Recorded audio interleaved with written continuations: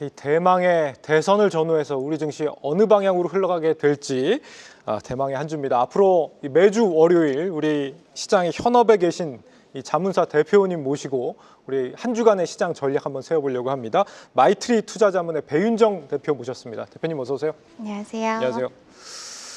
네, 이 지난해에 코스피가 상당히 부진했는데 이 지난해 연평균 수익률이 한 36% 정도 나신 거 맞나요? 네. 네, 마이트리 투자자문 어떤 곳인지 좀 어떤 투자 전략을 좀 하시는 곳인지 궁금해요.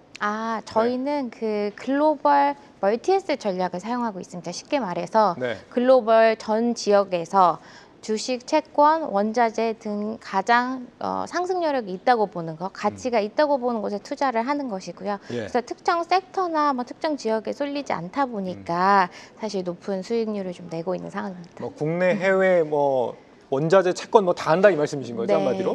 네, 앞으로 뭐 다양한 투자 전략들 앞으로 저희가 한번 청해 듣도록 하고요. 오늘 이 코스피 2,700선 재탈환을 놓고 참 신경전을 벌이고 있는 우리 시장인데 네. 결국에는 재탈환에는 오늘은 좀 실패하는 것 같습니다. 이 대외 변수가 좀 작용을 하는 것도 있지만 뭐 우리 그 배당소득 분리과세 이슈 이것도 지금 뭐 한다 안 한다 이런 이슈도 지금 작용을 하고 있는 것 같아요.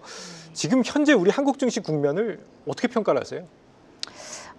일단 첫 번째는 저평가되어 있다라고 하는 거에 대해서는 대외 내외적으로 다 공감을 하고 있는 것 같습니다. 예. 뭐 저희가 작년에 워낙 부진했기도 했지만 어쨌든 올해는 꾸준한 흐름을 좀 보여지고 있고 하방 압력에 대해서 좀 잘 버티고 있어요. 오늘도 일본은 뭐 1% 이상 빠졌지만 그렇죠. 좋은 흐름 보이고 있습니다. 네. 그런데 좀 여기서 짚어봐야 될 거는 저희의 이 대외 불확실성이 정말 해소가 안 됐느냐라는 부분이에요. 사실 그동안 뭐 정치적인 리스크 여러 가지가 있었지만 지금 저희가 많은 기대를 하고 있잖아요. 근데 그런 기대감이 주식시장에서는 사실 선반영이 될 법도 한데 네. 그거에 비해서는 아직 쫓아오지 못하고 있습니다. 4월 대비해서 S&P는 사실 거의 전고점 다 회복했거든요. 근데 아직 한국은 3,000 부근에 못 가고 있죠. 2,700에서 허덕이고 있어서 아마 이런 불확실성 뿐만 아니라 저희의 성장성에 대한 재평가가 다시 좀 필요해질 것 같고요. 그거를 계기로 해야 아마 유의미한 상승이 있지 않을까 싶습니다. 예, 적어도 하방 지지력은 좀 탄탄한 걸로 보인다. 아시아 다른 증시에 비해서 오늘은 그런 상황입니다. 방산주들이 다시 고개를 좀 들기 시작한 것 같더라고요. 네. 현대로템이 오늘 뭐 장중 신고가를 가기도 했고 유럽의 방위비 증액 이슈가 계속해서 투심을 자극하고 있는 상황이거든요. 네. 오늘 또 보니까 이제 미국이 호주에 국방비 증액을 요구한 부분, 또 영국의 국방장관이 2034년까지 국방비를 GDP의 3%로 확대하겠다 이런 선언도 했습니다. 기대감을 높이는 시나리오들이 계속해서 등장을 하고 있는데 방산주의 지금의 밸류에이션 앞으로 얼마나 좀 더 여력이 남았다 기대를 하세요? 저희가 방산나라고 하면 대표적으로 뭐 독일, 미국 이런 것들이 있어요. 예. 미국은 사실 저희보다 PER로 보자면 더 낮고요. 최근에 가장 각광을 받고 있었던 독일, 유럽 중심의 독일은 PER이 90배 이상 가는 것들도 있습니다.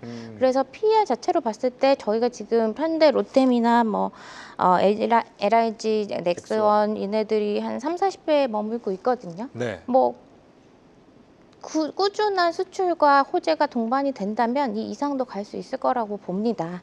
다만 이제 저희가 유의를 해야 할 점은 지금 방산 좋다 해서 그냥 저희가 좀 기대감이 더 많은 것 같아요. 네. 그런데 실제 매출의 증가를 좀 보면요.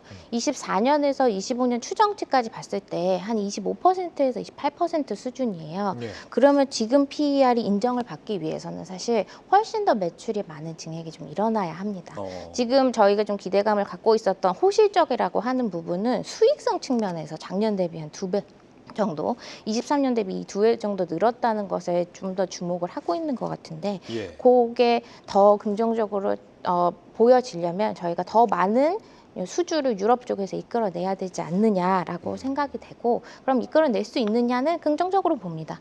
저희 그 한국의 가격 경쟁력이 우수한 면이 유지가 계속 될 거기 때문에 실질적으로 시장에 지금 글로벌 확장 초기인 국면이 있기 때문에 계속 모니터링 해봐도 좋을 것 같습니다. 예. 실제 이 기대감만큼 실적이 따라오느냐 여기에 따라서 주가의 어떤 변동성이 굉장히 커질 수도 있겠다 이런 생각이 드네요. 네. 자, 네이버와 넷플릭스 지금 웹툰 협업한다 이 소식 때문에 오늘 웹툰주들 강세로 이어지고 있는 상황인데요. 네. 글로벌 빅테크들과의 협업이라는 스토리는 굉장히 매력적이긴 한데 네. 실적이 참 안 나오지 않습니까? 웹툰 네. 기업들 뭐 당장 오늘 뭐 미스터 블루라는 기업도 1분기에 보니까 영업 적자더라고요. 네. 웹툰주들의 지속적인 성장을 우리가 좀 기대할 수 있을까? 주가적으로 어떻게 보십니까? 주가적으로는 사실 22년도 하반기에도 이런 비슷한 호재가 나왔었습니다. 그랬을 때 23년도 1분기까지 웹툰주가 굉장히 많이 올랐어요. 그거와 비교한다면 오늘의 강세는 그렇게 강하다고는 보여지지가 않습니다. 그래서 요 약간 테마성으로 갈 수도 있겠느냐라는 부분에서는 테마성으로 갈 수도 있다고 보여지고요. 네. 다만 근데 지금 K 컨텐츠가 굉장히 저희 산업에서 중심을 잡고 있잖아요. 웹툰 또한 이제 넷플릭스와 협업을 한다는 것 자체는 K 컨텐츠의 수혜를 받을 수 있다고 보거든요. 조금 더 단기보다는 성장성에 있어서 좀 중장기적으로 접근하시는 게 더 좋지 않을까 봅니다. 예. 지금 관세율 이슈도 저희가 앞서서 다뤄봤는데 철강 관세 지금 2배로 관세율이 높아지다 보니까 오늘 조정을 면치 못하고 있는데 포스코 현대제철에 대한 투자 관점은 부정적으로 보시나요, 많이? 결론적으로는 중장기적으로는 괜찮다고 봅니다. 좋다고 봅니다. 이유는요. 일단 요즘에 저희 한국 증시의 특성이요. 빠지는 애는 계속 많이 빠지고요. 오르는 애는 계속 많이 급격히 많이 오릅니다. 네. 개별 종목의 변동성이 굉장히 커요. 근데 증시 자체는 좀 박스피죠. 저희가 한 10년 전에 박스피 시절에 보면 사실 시가총액이 큰 애들은 변동성이 그렇게 데일리 크지 않았었어요. 개별 종목도. 근데 아마 그런 성향을 좀 반영이 돼서 포스코랑 현대제철의 단기적인 수급이나 뭐 변동성은 커질 수 있겠으나 지금 포스코와 현대제철 특히 미국의 전기로 제철소 건설한다고 하고 있거든요. 예. 요거를 약간 US 스틸이랑 같이 엮어서 보면은요. 결국 트럼프가 일본의 US 스틸 인수를 승인을 해준 상황이죠. 예. 그렇고 뭐 그거를 어떻게 저희는 해석을 하고 있냐 하면 아마 지정학적인 관계에 있어서 일본이랑 우호적으로 가져가고 싶지 않을까. 그러면 한국도 좀 그렇게 보여지거든요. 지금 트럼프가 지정학적으로 유리하게 좀 가져가고 싶은 순서대로 아마 관세 무역 협상을 했다고 생각을 해요. 그러면 예. 그게 유럽이었고요. 그 다음에 중동이었는데 결론적으로 유의미한 뭔가를 도출해내지는 못했습니다. 그런 상황에서 계속 지정학적 리스크는 좀 계속 유지가 되고 있기 때문에 한국과 좋은 관계 가져가고 싶은 상황에서 저희 포스코랑 현대제철이 미국에 10조 투자도 하겠다고 했고 한다면 어떻게 보면 지금 현재 미국에서 대미 수출 4위 정도 하고 있거든요. 네. 근데 지금 저희 선순위로 있는 게 이제 유럽이랑 호주예요. 이들보다 더 강한 승기를 잡을 수 있는 기회를 좀 마련을 하면 어떨까 현대제철과 포스코가 네. 그러면 중장기적으로는 좋아 보인다고 생각합니다. 우리 대표님 말씀을 굉장히 또박또박 꼼꼼하게 잘하시네요. 이게 혹시 자문 정말 하실 때도 이런 식으로 하시나요? 지금 말을 잘 못하는데 너무 잘하십니다. 감사합니다. 자, 오늘 첫 방송이신데 굉장히 잘하고 계십니다. 자, 대선이 이제 내일입니다. 대선을 전후한 우리 시장 움직임이 과연 어떻게 흘러갈 것인지 대선이 증시 흐름의 변수가 될 수 있다고 보세요? 아까 말씀드린 것처럼 저희 지금 상황이 어떻게 보고 있냐면 다들 기대가 엄청 많습니다. 그리고 네. 외국인 수급을 보면 지난주에 드디어 9개월 만에 순매수로 전환을 했어요. 그럼 외국 그 기대감에 대한 반증이 좀 되고 있고요. 근데 여기서 뭔가 하나가 부족한 거죠.